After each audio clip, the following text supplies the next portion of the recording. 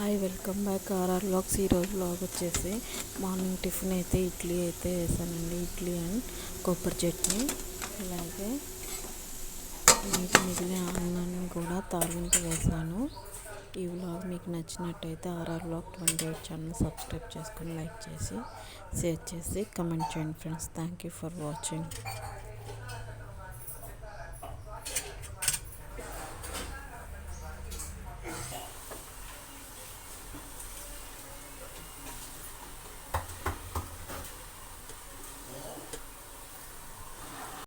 Hi, welcome back RR vlogs. ఈరోజు vlog వచ్చేసి మనము నైట్ మిగిలిన అన్నం పొద్దున్నే రోజు పులిహోర లాగే కాకుండా ఇలా వెరైటీగా ఇవాళ అన్నం తాలింపు అయితే వేయబోతున్నానండి.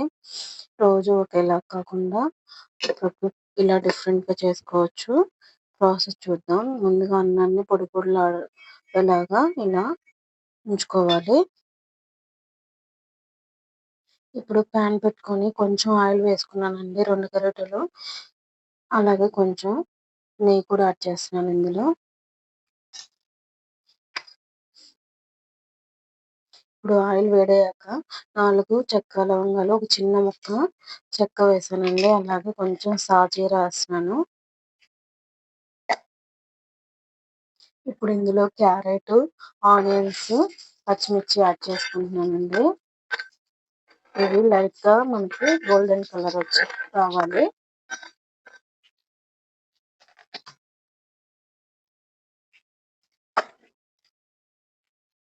ఇప్పుడు ఇందులో కరివేపాకు యాడ్ చేస్తున్నానండి. ఇప్పుడు ఇందులో అల్లం వెల్లుల్లి, కొంచెం కొబ్బరి మిక్సీ పట్టుకున్న ఒకటిన్నర స్పూన్ అయితే యాడ్ చేశానండి. ఇదంతా పచ్చివాసన పోయేంత వరకు వేయించుకోవాలి.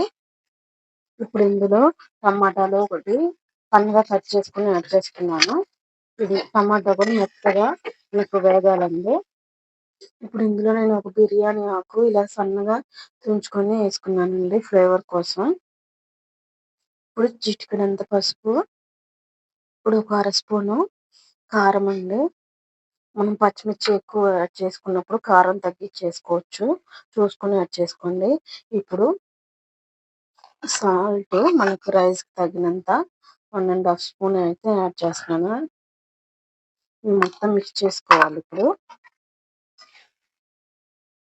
ఇప్పుడు చివరిగా కొత్తిమీర యాడ్ చేసుకుంటున్నానండి. మీ దగ్గర పుదీనా ఉంటే పుదీనా కూడా వేసుకోవచ్చు కొత్తిమీరతో పాటు.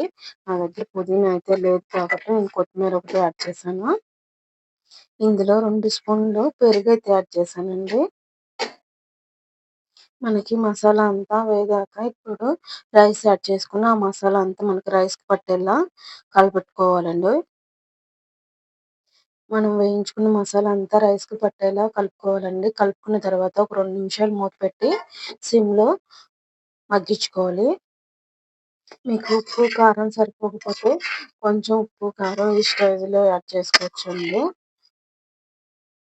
వేసుకొని మళ్ళీ ఇంకొక నిమిషం మనం మసాలా అంతా రైస్కి పట్టేలా మగ్గించుకుందాం.